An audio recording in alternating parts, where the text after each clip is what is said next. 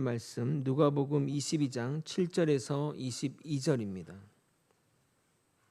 신약성경 134면 누가복음 22장 7절에서 22절입니다. 저와 번갈아 교독하고 마지막 절은 함께 읽겠습니다. 제가 먼저 읽겠습니다. 유월절 양을 잡을 무교절 날이 이른지라. 예수께서 베드로와 요한을 보내시며 이르시되 가서 우리를 위하여 유월절을 준비하여 우리로 먹게 하라. 여짜오되 어디서 준비하기를 원하시나이까. 이르시되 보라, 너희가 성내로 들어가면 물 한 동이를 가지고 가는 사람을 만나리니 그가 들어가는 집으로 따라 들어가서 그 집 주인에게 이르되 선생님이 내게 하는 말씀이 내가 내 제자들과 함께 유월절을 먹을 객실이 어디 있느냐 하시더라 하라. 그리하면 그가 자리를 마련한 큰 다락방을 보이리니 거기서 준비하라 하시니 그들이 나가 그 하신 말씀대로 만나 유월절을 준비하니라. 때가 이름에 예수께서 사도들과 함께 앉으사 이르시되 내가 고난을 받기 전에 너희와 함께 이 유월절 먹기를 원하였노라. 내가 너희에게 이르노니 이 유월절이 하나님의 나라에서 이루기까지 다시 먹지 아니하리라 하시고 이에 잔을 받으사 감사기도 하시고 이르시되 이것을 갖다가 너희끼리 나누라. 내가 너희에게 이르노니 내가 이제부터 하나님의 나라가 임할 때까지 포도나무에서 난 것을 다시 마시지 아니하리라 하시고 또 떡을 가져 감사기도 하시고 떼어 그들에게 주시며 이르시되 이것은 너희를 위하여 주는 내 몸이라 너희가 이를 행하여 나를 기념하라 하시고 저녁 먹은 후에 잔도 그와 같이 하여 이르시되 이 잔은 내 피로 세우는 새 언약이니 곧 너희를 위하여 붓는 것이라. 그러나 보라 나를 파는 자의 손이 나와 함께 상 위에 있도다. 인자는 이미 작정된 대로 가거니와 그를 파는 그 사람에게는 화가 있으리로다 하시니. 아멘. 우리 상반기를 마무리하며 하나님의 은혜를 다시 한번 생각하게 됩니다. 앞뒤 좌우로 인사하도록 하겠습니다. 오늘 말씀 주제와 연관하여 반갑습니다. 우리의 마지막은 승리입니다. 반갑습니다. 안녕하세요. 반갑습니다. 우리의 마지막은 승리입니다. 먼저 지난 설교를 간략하게 정리하겠습니다. 예수님의 순환이 유월절에 일어나는 것은 우연한 일이 아니라 하나님의 구속 계획 가운데 이루어진 사건입니다. 유월절 어린 양의 피가 이스라엘을 죽음에서 면했던 것처럼 예수 그리스도는 참된 어린 양으로서 유월절의 어린 양으로서 십자가에서 자기 백성을 죄와 심판에서 구원하셨습니다. 그리고 이어지는 무교절은 구원받은 성도가 죄를 버리고 거룩한 삶을 살아야 함을 보여주는 절기라 하겠습니다. 또한 대제사장과 서기관들은 하나님보다 사람과 자신의 지위를 더 사랑하여 예수를 죽이려 했고 가룟 유다는 돈이나 정치적 메시아에 대한 잘못된 기대 속에서 예수님을 자신의 목적을 위한 수단으로 삼다가 결국 배신하게 되었습니다. 그러나 베드로가 회개하여 주님께 돌아온 것과 달리 유다는 절망 속에서 스스로 정죄하고 죽음을 선택했던 것입니다. 참된 신앙이란 예수님을 통해 무엇을 얻기 위해 믿는 것이 아니라 십자가에서 우리를 사랑하신 예수님을 사랑하고 따르는 것입니다. 오늘은 유월절 만찬을 중심으로 세 가지 에피소드가 소개되고 있습니다. 첫 번째는 유월절 만찬 장소를 섭외하는 장면이고 두 번째는 마지막 만찬의 시간이며 마지막으로 유다의 배신 예고의 내용이 담겨 있습니다. 먼저 이 모든 일의 배경을 살펴보고 성만찬의 의미를 깊게 살펴본 다음에 예수님이 가룟 유다를 성만찬에 참여시킨 그 이유를 묵상해 보도록 하겠습니다. 오늘도 우리와 같은 죄인을 부르시는 하나님의 사랑을 깊이 깨닫는 시간이 되길 예수님의 이름으로 소원합니다. 오늘 본문은 예수님의 마지막 한 주간 가운데 목요일에 일어난 사건입니다. 사 복음서 모두 예수님의 수요일의 행적에 대해서는 침묵하고 있는데 아마도 수요일에는 베다니에서 제자들과 그곳 사람들에게 가르침을 주지 않았나 생각됩니다. 예수님께서는 유월절 앞두고 베드로와 요한을 보내어 유월절 식사를 준비하게 하십니다. 8절입니다. 예수께서 베드로와 요한을 보내시며 이르시되 가서 우리를 위하여 유월절을 준비하여 우리로 먹게 하라. 당시 유월절 식사는 예루살렘 성 안에서 먹는 것이 관례였습니다.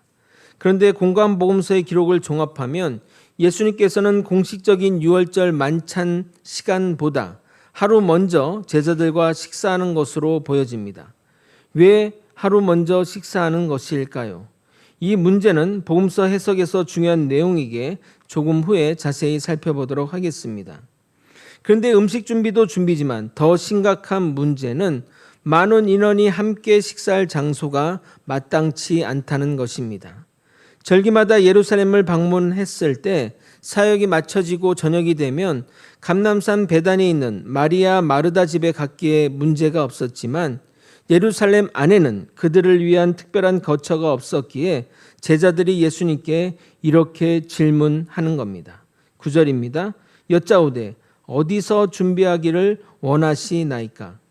그러자 예수님은 마치 아브라함이 이삭을 제물로 바칠 때 하나님은 당신의 제물을 준비하셨다고 말하는 장면처럼 예루살렘 성에 들어가면 물동이를 들고 이동하는 사람을 보게 될 것이니 그를 쫓아가 방을 구하라고 이야기합니다.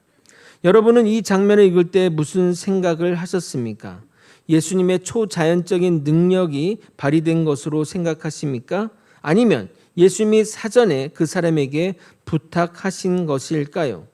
이 장면은 예수님의 예견과 당시 상황을 잘 이해한 지혜가 결합하여 만들어진 장면이라 하겠습니다. 10절을 여러분이 한번 읽고 설명드리도록 하겠습니다. 시작. 이르시되 보라 너희가 성내로 들어가면 물 한 동이를 가지고 가는 사람을 만나리니 그가 들어가는 집으로 따라 들어가서. 이 상황을 정확히 보려면 물 한 동이를 가지고 가는 사람을 만나리의 번역이 중요한데 정확한 번역은 남자를 만나리니입니다. 그렇다면 물 한 동이를 가지고 가는 사람이 남자라는 것이 뭔가 좀 이상하게 여겨지지 않습니까?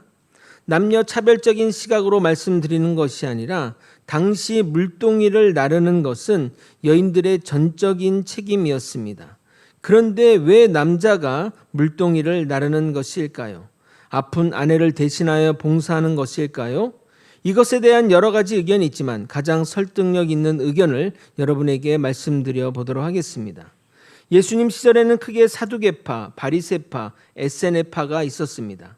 사두개파는 종교 지도자 계층을 말하는 것으로 제사장 및 성전 책임자들이 그들입니다. 바리새파는 율법을 신봉하는 세력으로 서기관 및 회당 책임자 같은 일을 감당했습니다. 마지막으로 에세네파는 세례 요한이 속한 공동체로서 주로 광야나 외딴 곳에서 집단으로 경건하게 생활하면서 성경 필사와 같은 일들을 감당했습니다. 그러다 보니 당연히 독신들이 많았기에 에세네파에서는 남성이 집안 일이나 물 나르는 일이 낯설지 않은 모습인 것입니다. 그런데 그들 또한 예루살렘에서 유월절을 지키러 들어왔기에 이 시기에 남자들이 물 나르는 장면을 자주 볼 수 있었던 것입니다. 예수님은 그들을 염두에 두고 이야기한 것입니다. 그런데 그 과정에서 우리나라 기준으로 이해가 안 되는 것이 또 하나 있는데 처음 보는 사람에게 방을 내달라고 하는 장면과 그 말에 순순히 방을 내어주는 장면입니다. 11절 12절을 읽겠습니다. 그 주인에게 이르되 선생님이 내게 하는 말씀이 내가 내 제자들과 함께 유월절을 먹을 객실이 어디 있느냐 하시더라 하라. 그리하면 그가 자리를 마련한 큰 다락방을 보이리니 거기서 준비하라 하시니. 우리 기준으로 본다면 정말 이것은 말도 안 되는 일인지라 이것도 하나님이신 예수님이 역사한 결과라 생각할 수 있는데 유대인들은 나그네 환대법이라는 것이 있습니다. 하나님은 출애굽 백성에게 너희도 나그네 시절이 있었음을 기억하라며 나그네를 환대하라고 명령하셨습니다. 출애굽기 23장 9절입니다. 너는 이방 나그네를 압제하지 말라. 너희가 애굽 땅에서 나그네 되었음즉 나그네 사정을 아느리라. 신명기 10장 19절. 너는 나그네를 사랑하라. 전에 너희도 애굽 땅에서 나그네 되었음이니라. 특히 이런 절기에는 순례자들이 많이 몰려왔기에 이스라엘 사람들은 그들에게 객실을 제공하는 일은 경건한 의무로 생각했던 것입니다. 제가 이런 부분을 자세히 이야기하는 이유는 모든 것을 기적으로 치환하는 것을 막고자 말씀드리는 겁니다. 예수님은 자신의 능력을 최대한 자제하셨습니다. 특히 십자가 길에서는 더욱 그러하셨습니다. 왜냐하면 철저하게 인간이 되셨기 때문입니다. 그래야 주의 십자가의 길이 진짜이기 때문입니다. 보이는 현상의 껍질을 한 커플만 벗기고 들어가면 사건의 진실에 다가갈 수 있으니 우리는 너무 성급히 기적으로 생각하지 않았으면 좋겠습니다. 그런데 당시 예수님과 함께 다니는 분들이 12제자 포함 최소 20명은 되었을 것인데 그 큰 다락방을 어떻게 그들은 기꺼이 내어줄 수 있었던 것일까요? 혹자는 그 다락방이 마가의 다락방이 아니냐 하는데 누가가 사도행전을 기록했는데 마가의 다락방이라면 마가라고 언급하였을 것이라 가능성은 낮겠다 하겠습니다. 아마도 에세네파가 유월절 식사를 하려고 준비한 방인데 하루 먼저 유월절 식사를 하는 예수님과 그의 제자들에게 방을 내준 것이 가장 설득력 있는 해석이라 하겠습니다.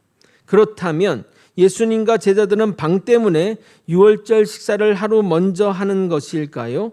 거기에는 깊은 신학적 함의가 담겨 있습니다.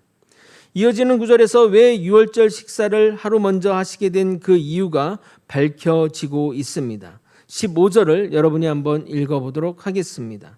시작. 이르시되 내가 고난을 받기 전에 너희와 함께 이 유월절 먹기를 원하고 원하였노라. 예수님이 금요일 날 신문 받으시고 십자가에 달리셨기 때문에 목요일 날 식사를 하시겠다는 겁니다.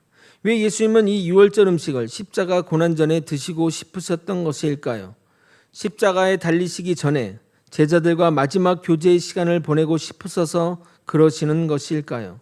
물론 그런 의미도 있겠지만 예수님은 당신의 죽음의 의미를 제자들에게 가르치시고 구약의 유월절을 성취하시는 성만찬을 제정하기 위하여 이 식사를 원하셨던 것입니다. 지난주 살펴본 대로 유월절 어린 양은 장차 오실 예수 그리스도를 예표하는 상징이었습니다. 수천 년 동안 이스라엘 백성들이 잡았던 모든 어린 양은 단 한 분 예수 그리스도를 가리키고 있습니다. 즉 유월절은 그림자였고 예수님은 실체이십니다. 어린 양의 피는 상징이었고 예수님의 보혈은 참된 속죄입니다.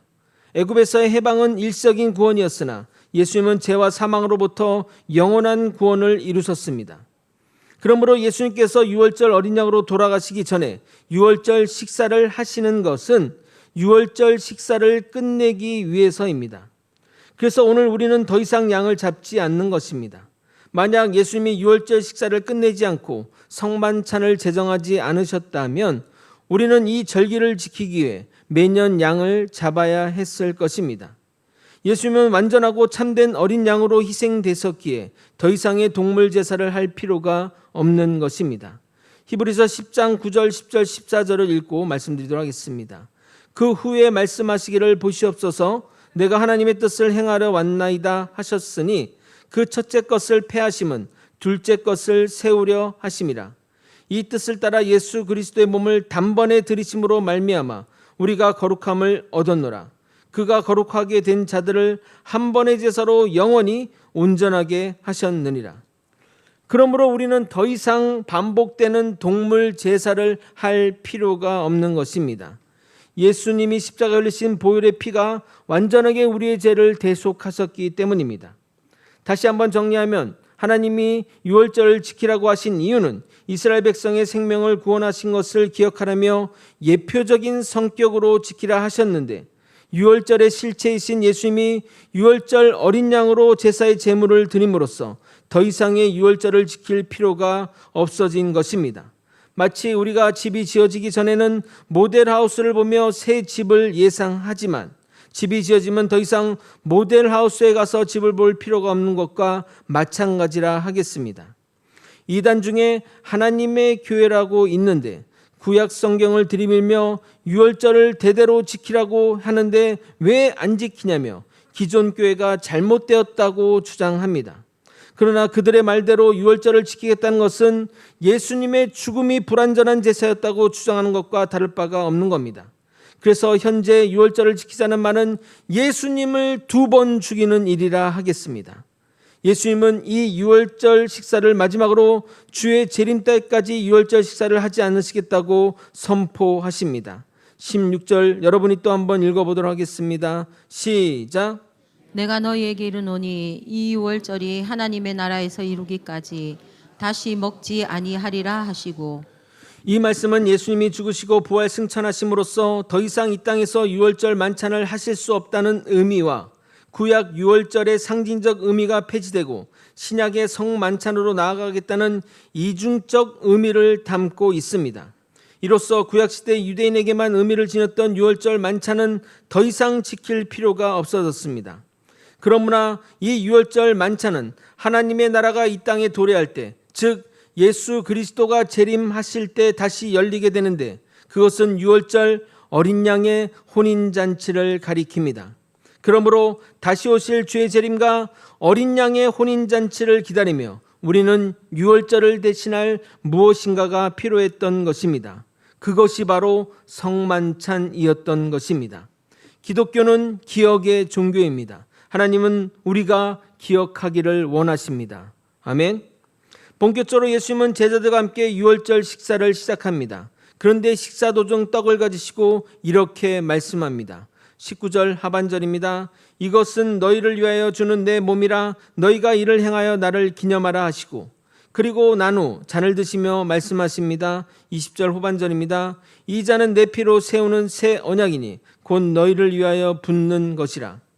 여기서 예수님은 유월절을 새로운 의미로 해석하고 계십니다. 원래 유월절은 출애굽 사건을 기념하는 식사였는데 이제부터는 출애굽이 아니라 십자가에서 우리를 위해 죽으신 예수님의 몸과 피를 기억하라는 것입니다. 이렇게 예수님은 유월절 식사를 성만찬으로 바꾸셨습니다. 왜 그렇게 하셨습니까? 유월절이 이미 성취되었기 때문입니다. 즉 예수님께서는 유월절을 폐기하신 것이 아니라 완성하셨는데, 개혁주의 신학은 이것을 성취를 통한 완성이라고 말합니다. 구약의 성도들은 어린 양을 바라보며 장차 오실 메시아를 믿었고, 신약의 성도들은 성만찬을 통해 이미 오셔서 죽으신 그리스도를 기억합니다. 이렇게 방향만 달라졌을 뿐 내용은 동일합니다. 그러므로 성만찬은 우리에게 세 가지를 바라보게 합니다. 첫 번째는 과거를 바라보게 합니다. 우리는 십자가에 흘리신 예수님의 보혈의 피를 기억해야 합니다. 둘째, 현재를 바라보게 합니다. 우리는 지금도 살아계신 그리스도를 바라보며 그분과 영적 교제를 누려야 하는 것입니다. 셋째로, 미래를 바라보아야 합니다. 예수님은 하나님 나라에서 새로운 것으로 식사할 것을 말씀하셨습니다. 그러므로 성만찬은 단순히 과거의 일을 기념하는 행사가 아니라 장차 어린 양의 혼인잔치를 미리 맛보는 식사 자리인 것입니다. 예수님께서는 제자들과 마지막 유월절 식사를 나누시며 떡과 잔을 주셨습니다. 주님은 떡을 떼시며 이것은 너희를 위하여 주는 내 몸이라 말씀하시고, 잔을 주시며 이 잔은 내 피로 세우는 새 언약이라고 선언하셨습니다. 그런데 예수님께서는 은혜롭게 성만찬을 제정하시자마자 배신자에 대한 언급이 등장한다는 것은 매우 충격적인 일이라 하겠습니다. 마태, 마가복음은 유다가 성만찬 이전의 자리를 뜬 것으로 기록되어 있습니다. 그러나 제자들이 자신들은 아니지요 라고 말하는 것으로 볼 때 성만찬 전에 떠났다면 너무나도 명확하게 배신자가 누구인지를 알 수 있게 모순이 발생하게 됩니다. 그래서 학자들의 주된 의견은 제자 중 하나가 배신할 것에 대한 예고는 성찬 이전에 이루어졌고 성찬이 마쳐지고 가룟 유다가 그 자리를 뜬 것으로 보여집니다. 그렇다면 예수님은 가룟 유다가 당신을 배신할 것을 아시면서도 그를 식탁에서 내쫓지 않으셨다는 것입니다. 이 슬프고도 안타까운 장면을 좀 더 깊게 살펴보도록 하겠습니다. 21절을 여러분이 한번 읽어보겠습니다. 시작. 그러나 보라, 나를 파는 자의 손이 나와 함께 상 위에 있도다. 우리는 이 말씀을 너무나 쉽게 지나칩니다. 그러나 당시 제자들이 이 말씀을 들었을 때 받았을 충격은 이루 말할 수 없었을 것입니다. 주님과 가장 가까운 자리, 가장 거룩한 식탁, 사랑과 은혜가 넘쳐야 할 그 자리에 배신자가 앉아 있었습니다. 그리고 더욱 놀란 사실은 예수님이 그 사실을 이미 알고 계셨다는 것입니다. 예수님은 유다가 어떤 사람인지 모르신 것이 아닙니다.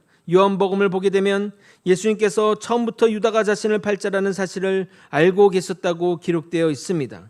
그런데도 예수님은 유다를 제자로 부르셨고 3년 동안 함께 먹고 마시며 가르치셨습니다.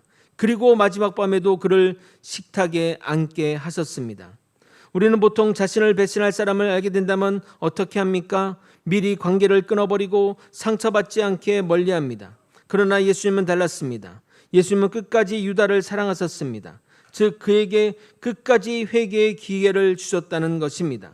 사실 유월절 식탁 자체가 은혜의 자리입니다. 유월절은 죄인들이 하나님의 구원을 기억하는 자리이기 때문입니다. 성만찬 또한 역시 의로운 사람들을 위한 자리가 아니라 죄인들을 위한 자리입니다. 만약 완전한 사람만 성찬에 참여할 수 있다면 이 세상에 성찬에 참여할 수 있는 사람은 단 한 명도 없을 것입니다. 왜냐하면 우리 모두가 하나님을 배신한 죄인이기 때문입니다. 사랑하는 성도 여러분, 유다는 특별히 악한 사람이고 우리는 괜찮은 사람이라고 생각하십니까? 성경은 그렇게 말하고 있지 않습니다. 우리는 모두 죄 가운데 하나님을 거역했던 사람들입니다. 로마서 3장 10절에서 12절 이렇게 말합니다. 기록된 바 의인 없나니 하나도 없으며 깨닫는 자도 없고 하나님을 찾는 자도 없고 다 치우쳐 함께 무익하게 되고 선을 행하는 자는 없나니 하나도 없도다. 우리 역시 세상을 사랑하고 자기 욕심을 따라 살며 말과 행동으로 수없이 주님을 부인했습니다. 그러므로 오늘 본문을 읽으며 손가락으로 유다를 가리킬 것이 아니라 우리 자신의 모습을 보아야 합니다. 그런데 놀라운 것은 그런 우리를 주님께서 여전히 은혜의 식탁으로 부르신다는 사실입니다. 다음 주는 맥추절이라 성찬식이 있는 주일입니다. 말씀을 준비하며 이 말씀을 다음 주에 하면 좋겠다는 생각이 들었습니다. 그러나 그렇게 할 수 없으니 오늘 미리 듣고 다음 주 성찬식에 임했으면 좋겠습니다. 우리는 종종 성찬을 너무 부담스럽게 생각합니다. 물론 성찬은 경건함과 회개 가운데 참여해야 됩니다. 그러나 성찬은 자신의 의를 증명하는 자리가 아니라 자신의 죄를 깨닫고 오직 예수 그리스도의 은혜만을 붙드는 자들을 위한 자리인 것입니다. 예수님의 제자를 생각해 보십시오. 유다만 문제가 있었던 것이 아닙니다. 몇 시간 후 베드로는 3번이나 예수님을 부인하고 다른 제자들 모두 도망갔습니다. 결국 그 식탁에 앉아있던 사람들 모두 실패한 사람들이었습니다. 그런데도 예수님은 그들에게 떡과 잔을 주셨습니다. 이것이 바로 복음인 것입니다. 주님은 완전한 사람을 부르시는 것이 아니라 은혜가 필요한 사람을 부르신다는 것을 잊어서는 안 될 것입니다. 그러므로 우리는 성찬 앞에서 자신을 자랑할 수 없습니다. 나는 다른 사람보다 낫습니다. 나는 유다와 다릅니다. 라고 말할 수 없습니다. 오히려 우리는 이렇게 고백해야 됩니다. 주님, 나도 주님을 배신할 수 있는 연약한 죄인입니다. 그러나 주님의 은혜 외에는 소망이 없습니다. 주님만 나의 오히려 유일한 희망이십니다. 주님은 이런 심령으로 나온 자를 거절하지 않으시고 받아주실 것입니다. 아멘. 계속되는 말씀을 보겠습니다. 22절 상반절입니다. 인자는 이미 작정된 대로 가거냐. 유다의 배신은 우연한 사건이 아니었습니다. 하나님의 구속 계획 안에서 허용된 사건이었습니다. 물론 그렇다고 해서 유다에게 책임이 없는 것은 아닙니다. 그래서 예수님은 그 사람에게 화가 있으리로다 말씀하시는 겁니다. 지난주 살펴본 대로 그에게 사단이 들어가서 이런 죄악을 저질렀다고 성경은 말하는데 그것은 사단의 조종 아래 본인 의지 없이 움직였다는 것이 아닙니다. 만약 그랬다면 하나님은 그에게 죄를 물을 수 없었을 것입니다. 유다의 행동은 전적인 그의 책임입니다. 그가 악인의 꾀를 따르지 않았다면, 죄인의 길에 서지 않았다면 결코 이런 죄악을 저지르지 않았을 것입니다. 우리는 의지를 발휘하여 우리를 죄와 사망으로부터 이끌어가는 사단의 꾀에 넘어가서는 안 됩니다. 결국 그런 자들은 신앙도 망가지고 인생도 망가지게 됩니다. 사랑하는 성도 여러분, 인간은 자신의 죄에 대해 책임져야 합니다. 그러므로 자신의 죄를 느끼는 그 순간 회개의 자리에 서야 하는 겁니다. 하나님은 회개한 죄는 기억하지 않으시지만 죄를 그대로 놔둔다면 그 죄는 여전히 우리의 발목을 붙잡게 될 것입니다. 22절 하반절입니다. 그를 파는 그 사람에게는 화가 있으리로다 하시니. 그러나 동시에 유다의 악한 행동조차 하나님의 구원 계획을 무너뜨릴 수 없다는 사실을 우리는 명심해야 합니다. 오히려 하나님은 인간의 가장 악한 죄를 사용하여 가장 위대한 구원을 이루셨습니다. 십자가가 바로 그렇습니다. 인간은 예수님을 죽였으나 하나님은 그 십자가를 통해 세상을 구원하셨습니다. 우리는 살아가면서 때때로 사람들에게 배신을 당할 때가 있으며 믿었던 사람에게 상처받기도 합니다. 그러나 기억해야 됩니다. 사람의 죄와 악함조차 하나님 손 밖에 있지 않다는 사실 말입니다. 하나님은 우리의 눈물과 상처마저도 사용하셔서 당신의 선한 뜻을 이루어 가실 것입니다. 우리의 마지막은 승리입니다. 이 사실을 절대 잊지 않기를 예수 그리스도 이름으로 소원합니다.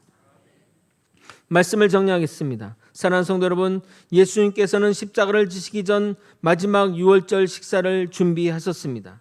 그러나 그 식사는 단순히 과거 출애굽을 기념하는 자리가 아니었습니다. 예수님은 그 식탁에서 유월절을 완성하시고 새 언약의 성만찬을 제정하셨습니다. 그래서 이제 더 이상 우리는 어린 양을 잡을 필요가 없습니다. 왜냐하면 하나님의 어린 양이신 예수 그리스도께서 단번에 영원한 속죄를 이루셨기 때문입니다. 또한 주님께서는 자신을 배신할 유다가 앉아있는 것을 아시면서도 그를 식탁에서 내쫓지 않으셨습니다. 이것은 성만찬이 완전한 사람들을 위한 자리가 아니라 죄인들을 위한 은혜의 자리임을 보여주는 것입니다. 베드로도 실패했고 다른 제자들도 모두 도망갔습니다. 그럼에도 주님은 그들에게 떡과 잔을 주셨습니다. 이것이 바로 복음인 것입니다. 우리 역시 연약합니다. 우리는 때때로 주님보다 세상을 더 사랑했고 말과 행동으로 주님을 부인하며 살아왔습니다. 그러나 주님은 오늘도 우리를 은혜의 식탁으로 초청하셔서 너의 의가 아니라 나의 은혜를 붙들라고 말씀하십니다. 뿐만 아니라 유다의 배신조차 하나님의 구원 계획을 막을 수 없었던 것처럼 우리의 실패와 상처, 인간의 악함조차 하나님 손밖에 있지 않다는 것입니다. 하나님은 인간의 가장 악한 죄를 사용하여 십자가의 구원을 이루셨고 지금도 우리 삶 가운데 선한 뜻을 이루어 가십니다. 그러므로 사랑하는 성도 여러분, 십자가의 은혜를 붙드십시오. 성만찬의 식탁 앞에 겸손히 나아갑시다. 그리고 다시 오실 주님과 어린 양의 혼인잔치를 소망하며 믿음으로 살아가는 저와 여러분이 되시길 예수 그리스도 이름으로 축원드립니다. 아멘. 찬양하고 기도의 자리로 나가도록 하겠습니다.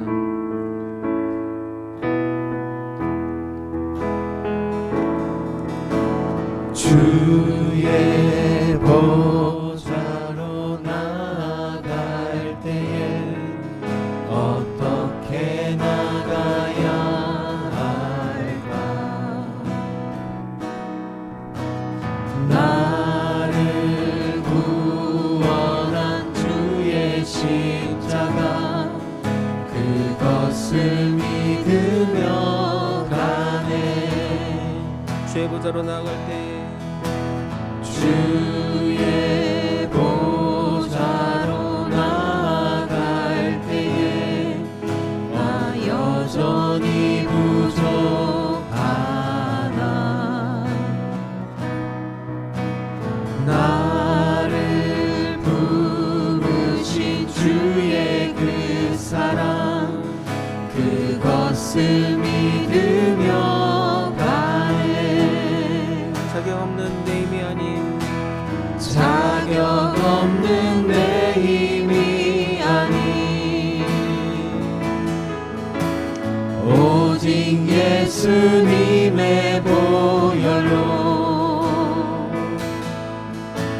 자격 없는 내 힘이 아닌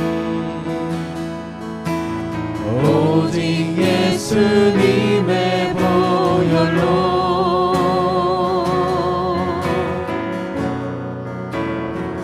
십자가의 보혈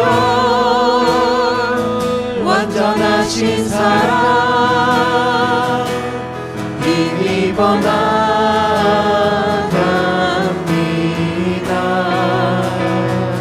십자가의 보혈 완전하신 사랑 힘입어 예배합니다. 자격 없는 내 힘이 아닌 자격 없는 내 힘이 아닌 오직 예수님의 보혈로 오직 예수님의 보혈로 자격 없는 내 힘이 아닌 자격 없는 내 힘이 아닌 오직 예수님의 보혈로 십자가의 보혈 십자가의 보혈 사랑 힘입어 나갑니다.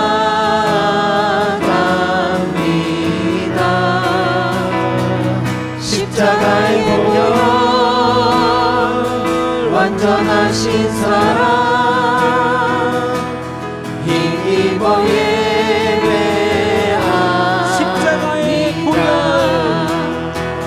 십자가의 보혈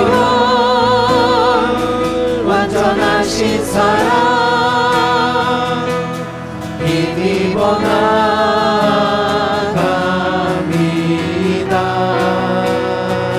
십자가의 보혈 완전하신 사랑 힘입어 예배합니다. 사랑하는 성도 여러분, 오늘도 두 가지 제목으로 기도했으면 합니다. 첫 번째는 십자가의 은혜를 잊지 않고 성만찬의 삶을 살게 해달라는 기도입니다. 예수님께서는 유월절을 완성하시고 성만찬을 제정하시면서 당신의 몸과 피를 우리에게 내어주셨습니다. 우리는 종종 십자가 은혜를 잊고 살아갈 때가 많습니다. 성찬 앞에서 자신의 죄를 돌아보며 날마다 십자가 은혜를 기억하며 감사하며 살아가는 성도 되게 해주십시오. 기도하겠습니다. 두 번째 기도는 어떤 상황에서도 하나님의 구원 계획을 신뢰하게 해달라는 기도입니다. 유다의 배신조차 하나님의 구원 계획을 막을 수 없었던 것처럼 우리 삶 가운데 있는 아픔과 실패, 상처와 배신도 하나님 손밖에 있지 않다는 것입니다. 하나님께서는 인간의 악함마저도 사용하셔서 선한 뜻을 이루시는 분입니다. 우리 삶 가운데 일어나는 모든 상황 속에서도 하나님의 선하신 섭리를 신뢰하며 살아가게 해달라고 기도하겠습니다. 다 함께 주님의 이름 부르짖고 통성으로 기도하시겠습니다. 주여, 이 시간 다 함께 마음을 다해 기도하길 소망합니다. 십자가 은혜를 날마다 기억하며 감사하는 삶을 살게 하여 주시옵소서. 성만찬의 의미를 깊이 깨닫고 주님과 친밀한 교제를 누리는 우리가 되게 도와주시옵소서. 아버지여, 우리의 의가 아니라 오직 그리스도의 은혜만 붙드는 성도가 되게 도와주시옵소서. 아버지, 삶의 어려움과 상처 가운데서도 하나님의 선하신 뜻을 의심하지 않고 전적으로 신뢰하는 우리 모두가 되게 도와주시옵소서. 사람의 실패와 제약보다 크신 하나님의 은혜를 바라보며 나아가는 우리 모두가 되길 소망합니다. 다시 오실 주님과 어린 양의 혼인잔치를 소망하며 이 땅에서 믿음을 변질되지 않고 끝까지 믿음으로 살아가는 우리 모두가 될 수 있도록 역사하여 주시옵소서. 하나님은 어떤 상황에서도 선한 뜻을 이루시는 것입니다. 아버지, 우리의 삶의 어떤 순간에서도 주님 바라보며 주님의 일하심과 주님의 은혜를 깊이 깨닫며 나아가는 우리가 되게 도와주시옵소서.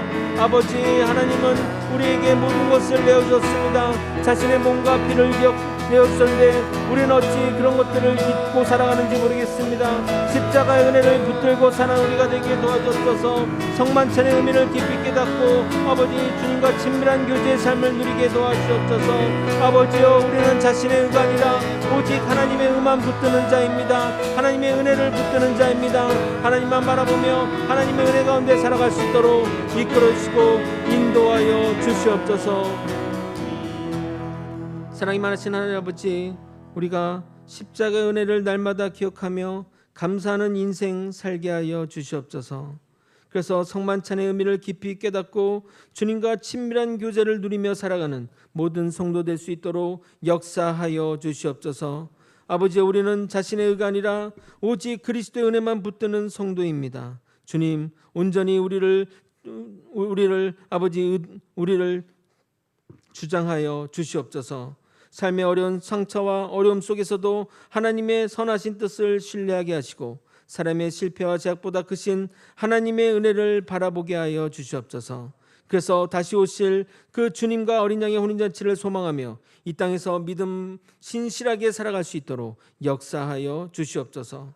감사드리며 이제는 유월절 어린 양으로 오셔서 십자가 위에서 단번에 영원한 속죄를 이루시고 우리를 새 언약의 백성 삼아주신 우리 주 예수 그리스도의 은혜와 우리를 죄 가운데 버려두지 아니하시고 독생자를 내어주시기까지 사랑하신 하나님 아버지의 크신 사랑하심과 우리로 하여금 날마다 십자가 은혜를 기억하게 하시고 성만찬의 기쁨 가운데 주님과 교제하게 하시며 다시 오실 어린의 혼인잔치를 소망하게 하시는 성령님의 감동과 위로 교통 충만하신 역사가 자신의 의가 아니라 오직 그리스도의 은혜만을 의지하며 살아가기로 결단하는 주의 모든 백성들과 그들의 가정과 생업과 섬기는 교회 위에 이제로부터 영원히 함께 있을지어다. 아멘. 기도해 주시고 이끌어 주옵소서. 우리 성도 한 번 한 번 붙들어 주시고 충만 기도해 주옵소서. 끝까지 붙들어 주옵소서. 끝까지.